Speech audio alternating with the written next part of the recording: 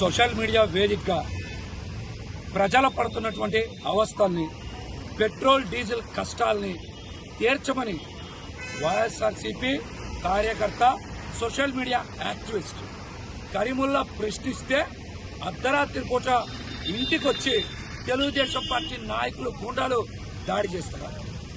ఇది ఏం సంస్కృతి అని సూటిగా తెలుగుదేశం పార్టీ ప్రభుత్వాన్ని ప్రశ్నిస్తారు. కరీముల్లా నిజంగా సోషల్ మీడియాలో అసభ్య పదజాలం వాడినా, ఎక్కడైనా సరే కించపరుస్తూ వ్యాఖ్యలు చేసినా తెలుగుదేశం పార్టీ నాయకులు నేరుగా పోయి పోలీస్ స్టేషన్లో కంప్లైంట్ ఇచ్చి చట్టపరంగా చర్యలు తీసుకునేటువంటి హక్కు మీకుంది. ఆ పని మీరు ఎందుకు చేయలా? రాత్రి 12:30కే కరీముల్లా ఇంటి దగ్గరికి పోయి దాడి చేయాల్సినటువంటి అవసరం ఏమొచ్చింది?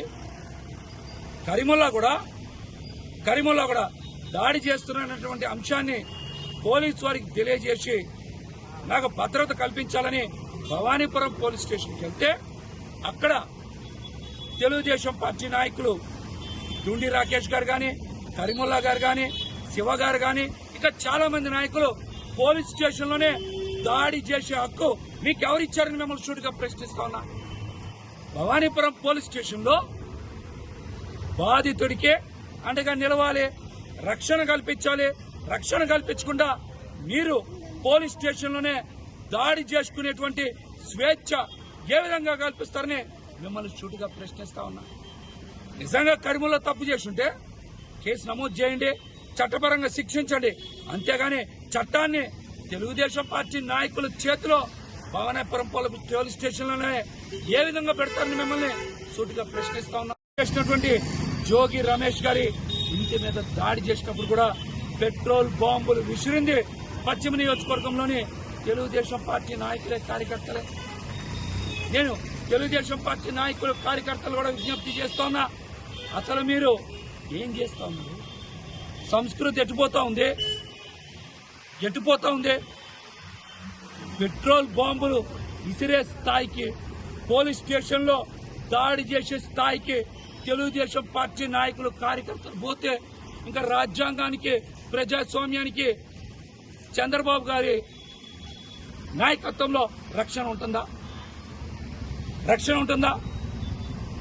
తెలుగుదేశం పార్టీలో ఈ దుర్మార్గం ఏంది? అసలు ఏంటి దుర్మార్గం? నారా లోకేష్ గారు వారం రోజుల నుంచి ఎక్కడున్నారని అన్ని పత్రికలు రాసి అందరూ ప్రశ్నించారు. సమాధానం చెప్పడం చేతకాక, పెట్రోల్ డీజిల్ కష్టాలు తీర్చడం చేతకాక వైసీపీ యాక్టివిస్ట్ కరీముల్లా మీద దాడి చేస్తారా? ఇంతకన్నా బలహీనత ఏమనుందా?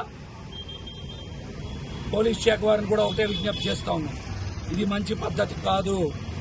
మీరు నిజంగా మీకు చట్టం మీద, రాజ్యాంగం మీద నమ్మకం ఉంటే భవానీపురం పోలీస్ స్టేషన్లో కరీముల్లా మీద దాడి చేసిన ప్రతి వీడియోని మీరు విడుదల చేయండి. ఎవరు తప్పు చేశారో, ఎవరు దాడి చేశారో తెలుస్తుంది.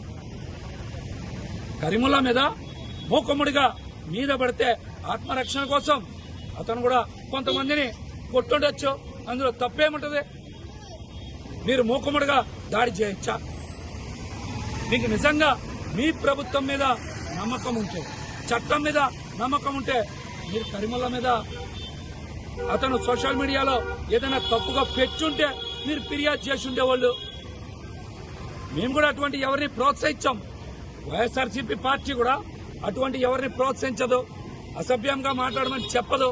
ప్రజా సమస్యల్ని ప్రశ్నిస్తే, డీజిల్ పెట్రోల్ కష్టాల మీద ప్రశ్నిస్తే మీకంత ఉలికెందుకు? మేము అడుగుతా ఉన్నాం. వారం రోజుల నుంచే నారా లోకేష్ గారు ఎక్కడికి వెళ్లారో వివరాలు చెప్పమని అందరూ అడుగుతా ఉన్నారు. మీరు చెప్పండి. అంతేగాని బేగ్ గారు లాంటి వ్యక్తి కూడా ఇలాంటి దాడులకు పాల్పడడం మీ నాన్నగారి పేరుని కించపరుస్తుంది, తగ్గిస్తుంది. మీరు కూడా ప్రజాస్వామ్యబద్ధంగా ఎన్నికైనటువంటి కుటుంబంలో నుంచి వచ్చి ఇలాంటి రౌడీ రాజకీయాలు చేయడం అంత మంచి పద్ధతి కాదు. శివగారి గురించి కూడా నాకు తెలుసు. మీరు ఎవరన్నా ప్రోత్సహిస్తే, ఇట్లాంటి రౌడీయిజం, గూండాయిజం చేస్తే మీకు మంచిది కాదు శివగారని కూడా తెలియజేస్తున్నా. మీ పట్ల ప్రజలకు సానుభూతి ఉంది.